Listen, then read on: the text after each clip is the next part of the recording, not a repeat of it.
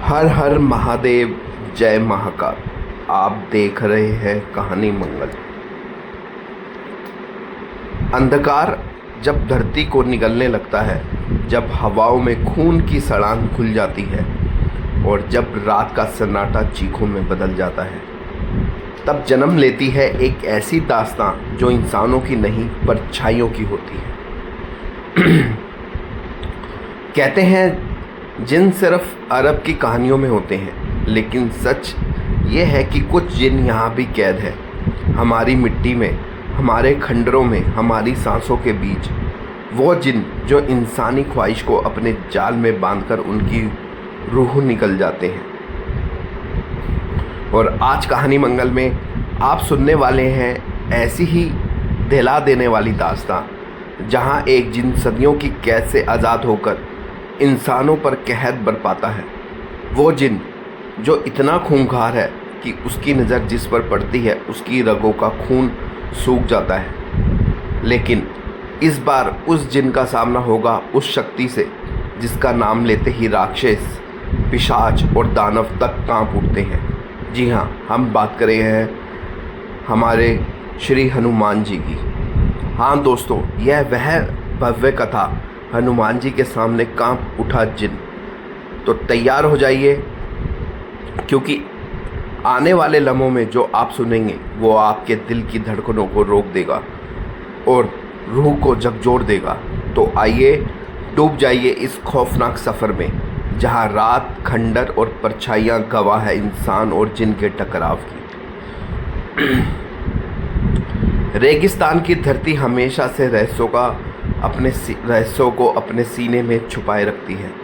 धूल और रेत के नीचे कभी सोने चांदी के खजाने दबे रहे, तो कभी ऐसी शक्तियां दबी रही जो इंसान की समझ से परे थी। राजस्थान के वीराने में बसा छोटा सा गांव दोराबाड़ी भी ऐसा ही था।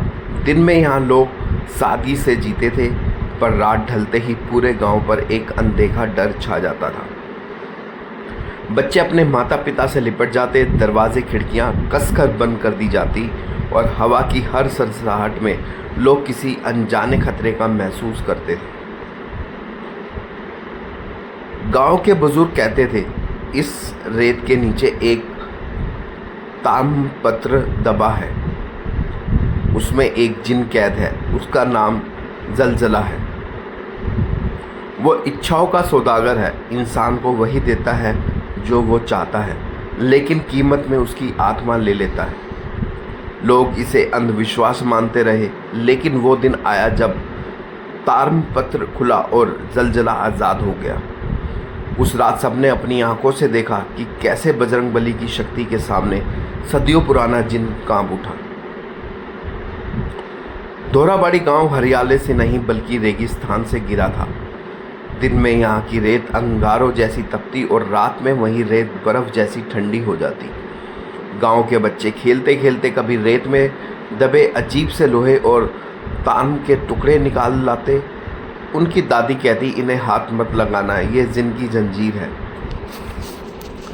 गांव के बीच एक पुराना कुआं था जिसके पास कोई रात को नहीं जाता, क्योंकि कहते थे उस कुएं से आधी रात को किसी की भारी सांसों की आवाज़ आती है। कभी कभी काले धुएं जैसा धुंधला का भी आकार उठता है। लोगों ने कई बार कोशिश की कोई साधु या पुजारी यहाँ आकर पूजा करे, पर जैसे ही कोई मंत्र उच्चारण करता उसकी जीभ लड़खड़ाने लगती, वह पसीने से तरबतर हो जाता। सबने मान लिया कि यह जगह किसी और ही शक्ति के वश में है। उसी समय शहर से एक नौजवान शोधकर्ता राहुल गांव में आया। वह इतिहास और पुरातत्व का विद्यार्थी था। उसे सुनाई देता था कि दोराबाड़ी की रेत के नीचे कोई प्राचीन रहस्य दबा है। गांव के लोग उसे रोकते रहे। भानुमती दादी ने कहा, बेटा खजाने के चक्कर में मत पड़, जो भी इसे छेड़ेगा वो जिंदा नहीं बचेगा। लेकिन राहुल ने हंसकर कहा, दादी अब विज्ञान का ज़माना है, जिन भूत जैसी बातें सिर्फ दिमाग की उपज होती हैं। मैं सच जानने आया हूँ। गांव की बहादुर लड़की मीरा भी उसे चेतावनी देती रही, पर राहुल अड़िग रहा और खुदाई शुरू कर दी। 3 दिन खुदाई करने के बाद आखिरकार रेत के नीचे से एक विशाल ताम्रपत्र निकला। उस पर अरबी और संस्कृत के मिले जुले चिन्ह खुदे थे और बीच में आग का प्रतीक उभरा था। राहुल ने जैसे ही उसे उठाया, अचानक हवा का रुख बदल गया। रेगिस्तान की गर्मी में ठंडक छा गई और सबके कानों में गूंजा, कौन है जिसने मेरी नींद तोड़ी।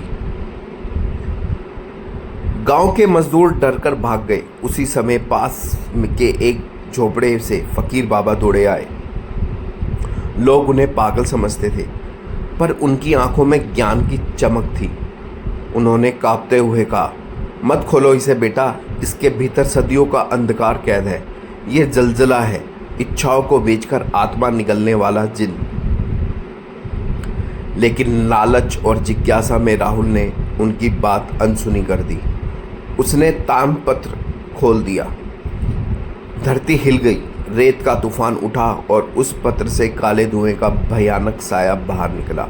वह था जलजला जिन। जलजला इतना विशाल था कि उसका सिर गांव की ऊंची छतों से ऊपर था। उसकी आंखें जलते अंगारों जैसी थी और उसकी आवाज़ में गड़गड़ाहट थी। उसने हंसते हुए कहा, सदियों बाद आज़ाद हुआ हूँ। इंसानों, तैयार हो जाओ, तुम्हारी इच्छाएं तुम्हारी मौत बनेंगी। उसने सबसे पहले राहुल को देखा और उसके सामने सोने चांदी के ढेर प्रकट कर दिए। ले ये सब, पर अपनी आत्मा दे दे। राहुल डर गया। वह चिल्लाया, मुझे नहीं चाहिए, पर उसके दिल की गहराई में धन की चाह छिपी थी और जिन ने उसी कमजोरी को पकड़ लिया। राहुल जमीन पर गिर पड़ा। उसका शरीर ऐंठने लगा और उसकी आंखें उलट गई। मीरा ने चीखकर कहा, जय बजरंगबली। अचानक जिन पीछे हट गया। उसका चेहरा मुरझा गया और उसने गुस्से में धड़ाते हुए कहा, यह नाम मेरी शक्ति को जला देता है। फिर से मत बोलना इसे। जलजला अब गांव पर पूरी तरह हावी हो गया। कुएं का पानी काला और बदबूदार हो गया। घरों की दीवारों पर अपने आप रक्त की छींटें उभरने लगी।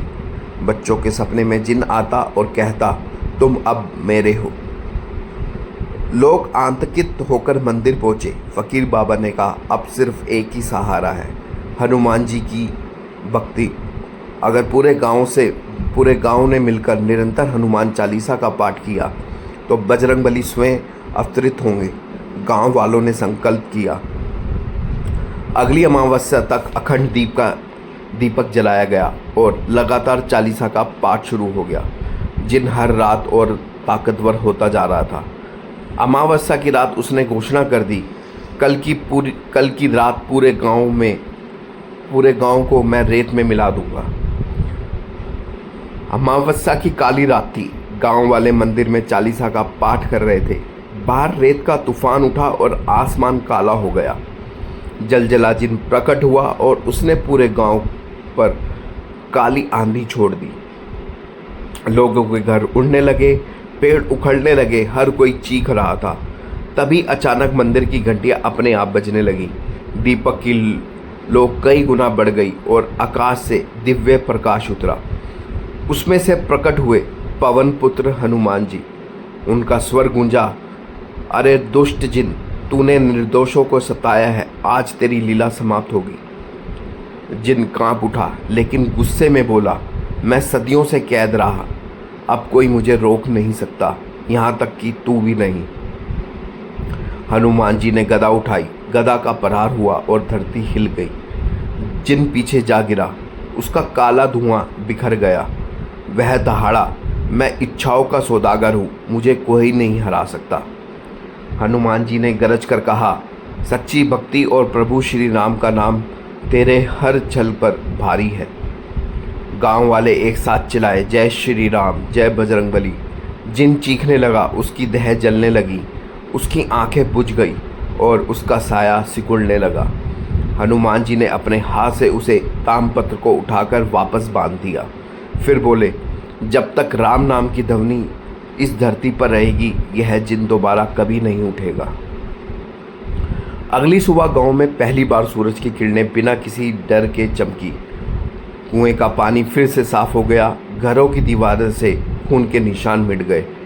राहुल होश में आया और रोते हुए बोला, मेरे लालच ने सबको संकट में डाल दिया। मैं जीवन भर हनुमान जी की भक्ति करूँगा। मीरा ने आकाश की ओर देखा और हाथ जोड़ दिए।